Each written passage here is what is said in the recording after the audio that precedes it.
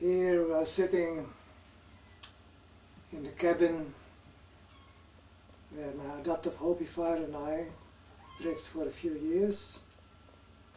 This cabin is situated in Hopiland, and it's also known as Titus Farm.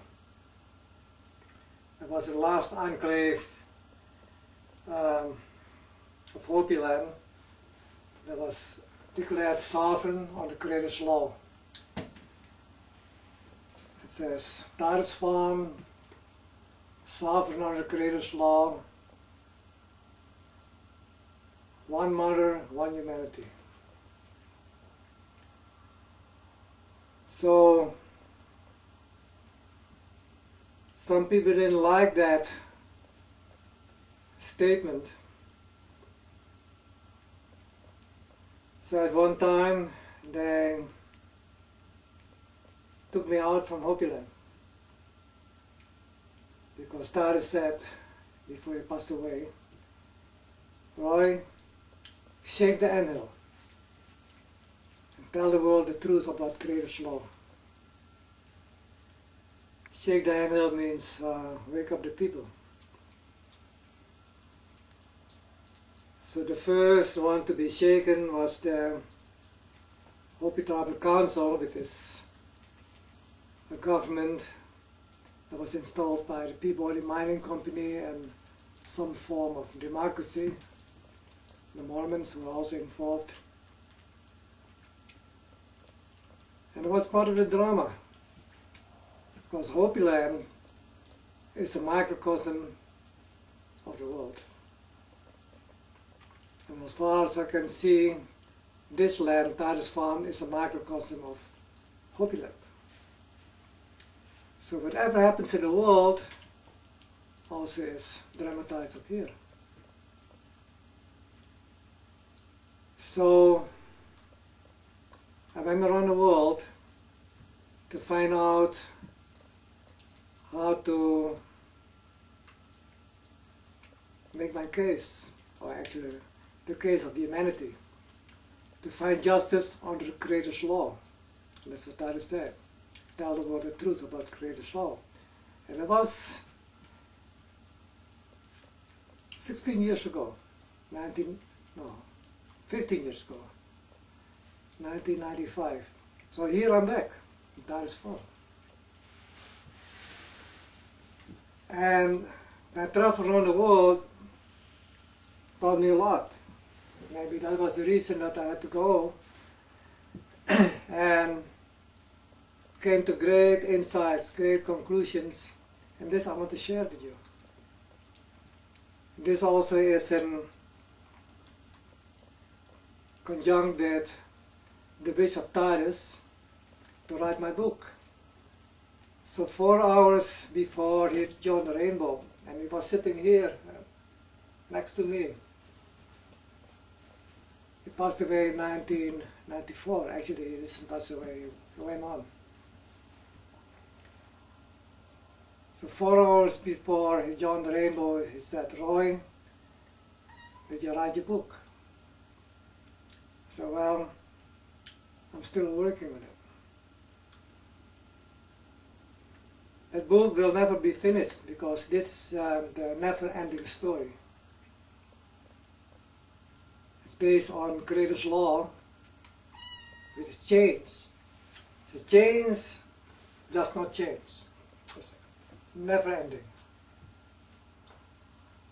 So Titus is sitting here next to me, and this was Stan Kachonga, the last chief of Hopiland. I think I'm 127 years old. So Titus and I, every day at sunrise, we smoke this secret pipe. And the meaning of this pipe is the union of heaven and earth that correlates with the heart, where all opposites meet. So we have to talk with the heart. They have to tell the truth. If you want to tell the truth, they have to come to the heart. So when this heart is spoke, no lies can be spoken. So I will join this pipe. And what I'm saying is not just me. I'm sharing with you the one heart teaching that belongs to all of humanity. It belongs to the universe. It comes from the Creator. So I'm just conveying what comes from my heart.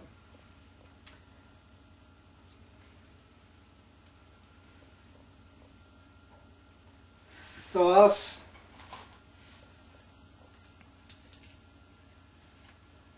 the downloading, so to speak, happens, we fill this pipe, and in the end it's smoked. So that the message can be shared with the entire world and the universe. So I ask all relations to be present, to witness, to help with inspiration, because this message is for all of humanity, and particularly to all the leaders of the world. And we need the true leaders today. A true leader teaches by example. And today's leaders are not quite a great example to humanity. Now, to be an example to begin with, we have to listen to the Creator, His law. That means the law of the Creator had to be the primary constant, the first law that we have to obey. And secondary laws, including political laws, can be used, but are secondary. They cannot overrule the law of the Creator, and that's what's happening today. And that law, first of all, we have to apply to the greatest gift of the Creator. The first and the greatest gift of the Creator. Basically, that makes us human. And that is His body, the human body. And what is this body? This body is creation in the human form. It's a microcosm. We are creation. So, similarly as creation is maintained, but the law changes, we have to maintain this body. So, you will be done, it says in the Bible. What is that will? The will of the Creator. And the Creator gave us that choice to use that will. They call it free will. And we cannot use free will and we use that power that's expressed through constant change. That's why change is unstoppable. So when we are living the law of the Creator, we cannot be stopped. That means we have to be conscious of that force. So we have a conscious life. And it's by consciousness that we can create. That's the very beginning. Today, the world is not creating. That means humanity is not creating. Opposite. We have become consumers. We don't create. Even an increasing number of men and women cannot create children anymore. And today they even want to introduce, they already have that, the artificial womb, artificial sperm. Everything's artificial. Artificial blood, they have to do. Artificial insemination, artificial birth, artificial education. That means it doesn't come from within. It's all dictated. That's why we have public schools. Artificial way of life, artificial food, artificial death, and artificial God. And why is this happening? See, nothing can happen outside of Creator's will. So this has also been willed by the Creator. This is part of the plan. Yes, a plan. Because we came to this planet with a plan. to serve creation, and creation belongs to the Creator. So what is this plan? Most people don't know what you're talking about, because they have their own plans of their own. Every nation has their own ideals, ideologies, plans, systems, laws, ways of life. And to get together all these plans, they want to try to encapsulate, make one big plan called as New World Order, under one law, martial law. More and more it happens. It is contrary to Creator's law. This plan that brought us to this planet Earth is to make Earth a portal of peace. Now, how do you create a portal? You cannot create a portal with one side only. You need two sides to connect. That's what our heart is. It connects all opposites, not only heaven and earth, left and right, everything. So the portal had to be created from within, through the human potential. So earth and humanity have made a contract. They came here by agreement. And the plan is to make earth a portal of peace. So we need two sides. And these two sides are the very extreme possible that we can create according to the plan. So we created this extreme duality by fixing east and west.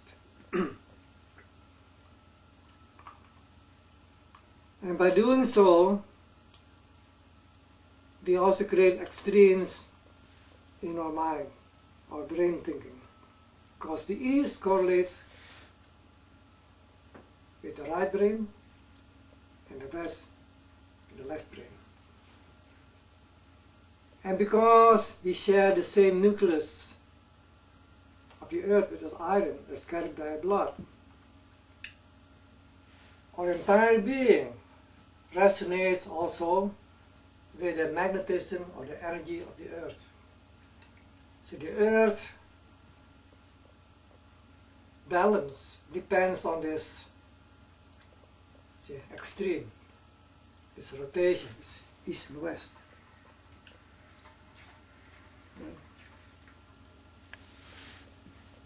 So with the massive impact of humanity to technology, emotions, conflicts, wars, this earth can get out of balance and possibly create a premature axis shift, and everything will be destroyed. And we experience many axis shifts on this planet. And we never could survive it. We all have to start all over again. But this time, the plan again gave us a chance to this time make it, that we can make that shift peacefully. That we don't have to start all over again, such like Adam and Eve. But like the Hopi say, if we fail, we have to start all over again with a man and a woman, a boy and a girl, they say.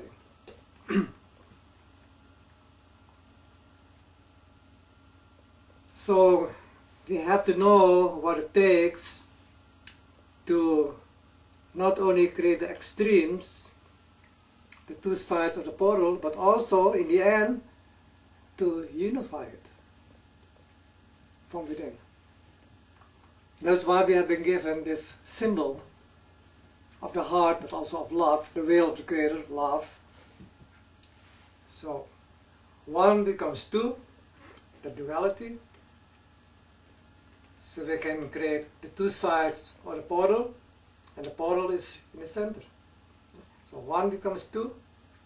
That's the very beginning, the very principle of the beginning of creation. They call it the Big Bang.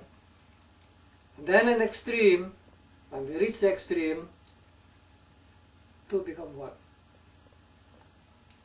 You see, from oneness to oneness. Here we are unconscious, and we are are conscious. That's why we have a right brain and a left brain, subconscious, conscious.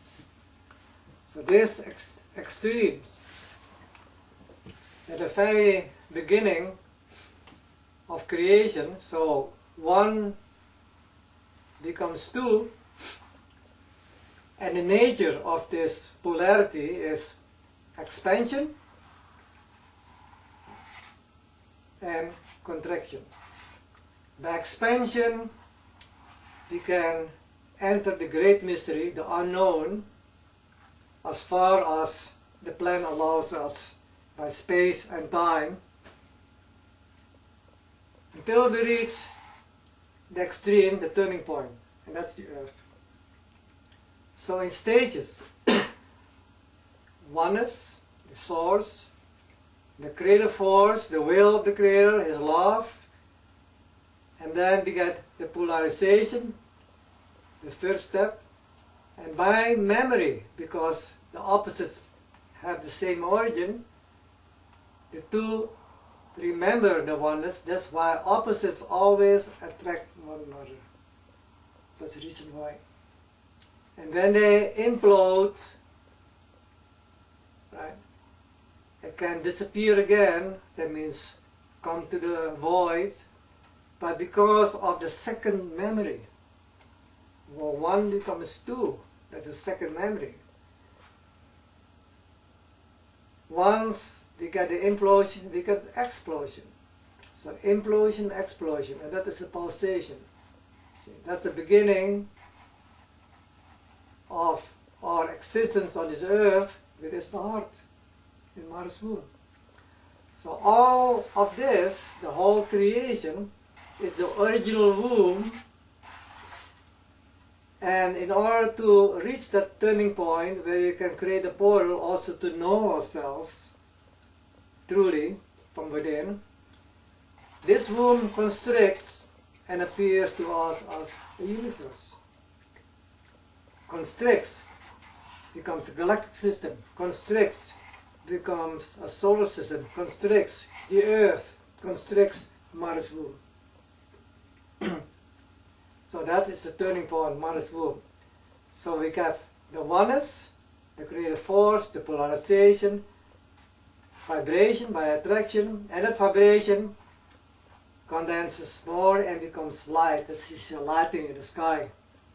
Condenses and appears as sound, the thunder, and condenses, becomes gas, now the clouds, the wind comes, and condenses, becomes rain, snow, and condenses, becomes the mineral world, the earth. And that's why the rain falls to the earth. Science calls gravity, but it's not an explanation enough. So then we create a cycle. But we have to come back fully by consciousness. And the earth by itself cannot generate that consciousness, because the earth is too gross, too dense. So it needs a help. Something that can release the memory so that it can remember.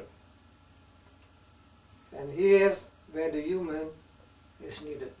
I mean, talking about a true human. And how does that happen? Now, this search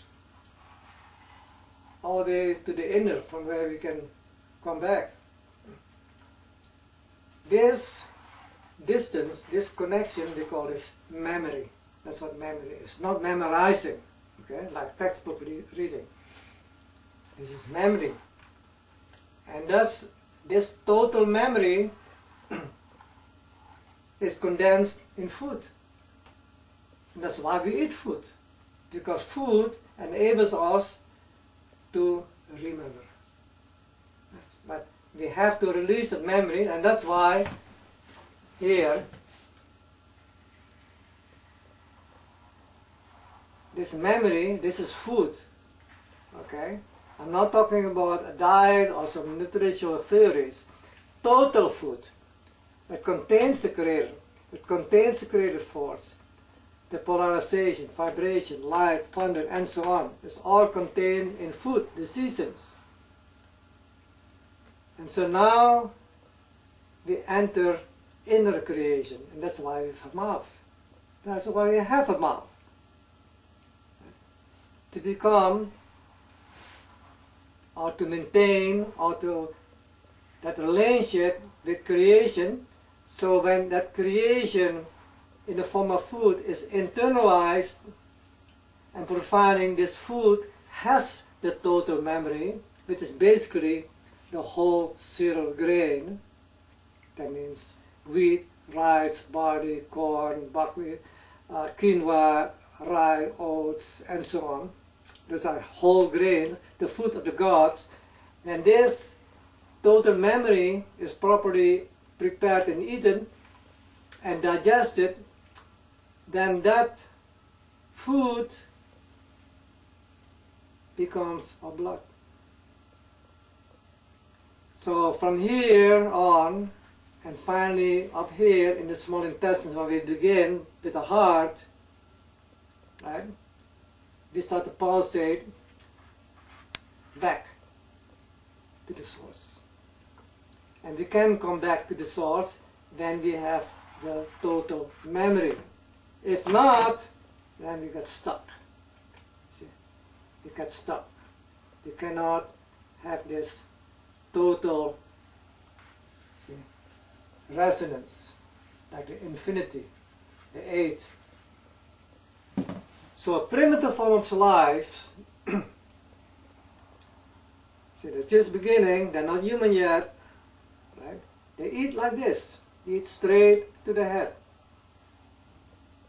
Actually the mouth, the stomach, and the brain become one. They just like this. So they cannot remember if they have a short life. So this is a primitive form of life. It's a beginning. But then more and more and more this memory is released, and that's how life evolves into higher forms of beings. And the human is the most advanced in that process, right, for the release of memory, have this body with 12 organs. And so with the help of these organs, they mean organized, because the 12 organs correlates with the 12 constellations. That means universe is helping us, right, to really be universal and ultimately realize that we are eternal too. So here the food becomes our blood. In other words, we start to remember now the water cycle with this rain, the river, the ocean, and that memory enables us to feel. So the first memory is the mechanical, the physical, and that is expressed by bodily functions, reflexes, automatic. But the second memory is by feeling. So wherever the blood flows in the body, you are able to feel. Then we start to release or ascend the second memory through us. It is the connection with the wind, the gas, and that's why the blood goes to the lungs to connect with oxygen. And now we can become conscious, right? Because we are rising, ascending by consciousness. We become conscious by emotion. Then sound, the thunder. By that memory we are able to speak. Speaking means the thunder becoming conscious through us. And now we can reason, we can transcend emotions.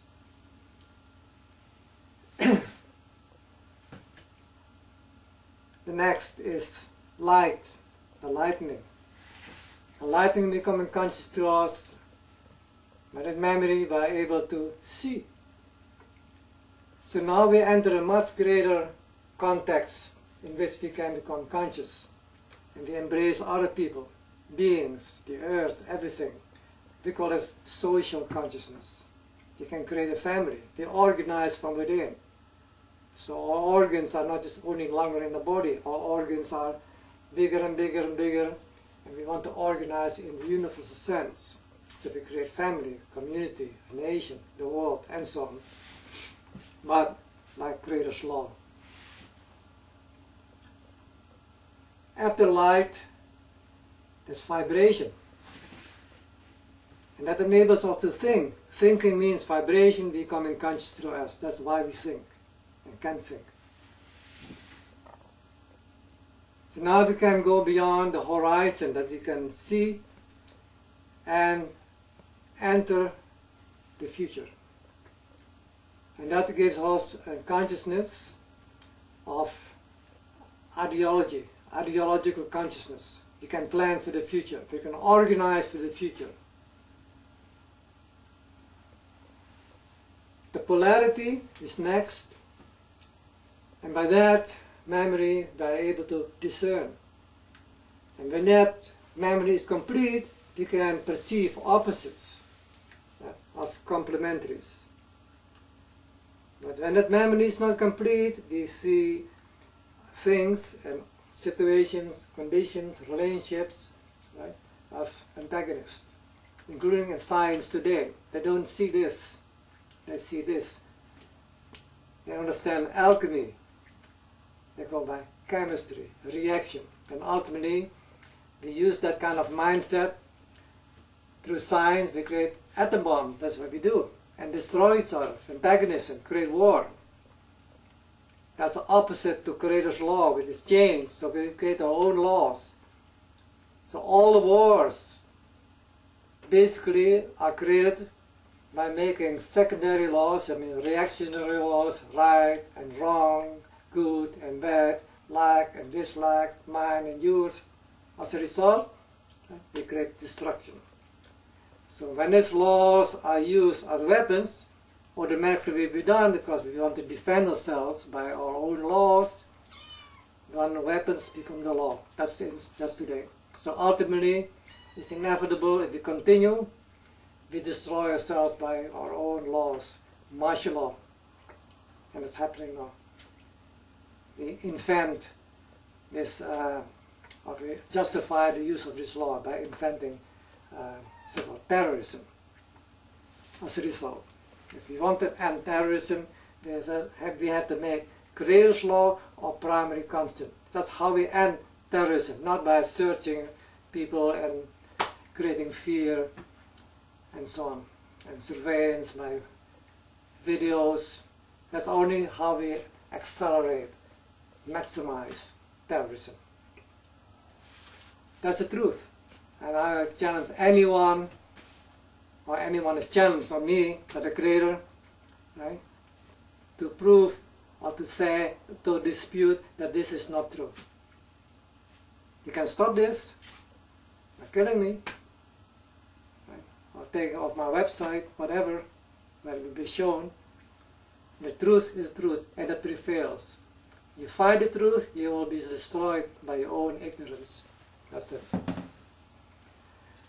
So, the next is the creative force that enables us to journey far into great mystery, and from a turning point, that creative force can return, and we can return when we are able to discern within the context of creation, which basically is, right, to be or not to be, or illusion, reality,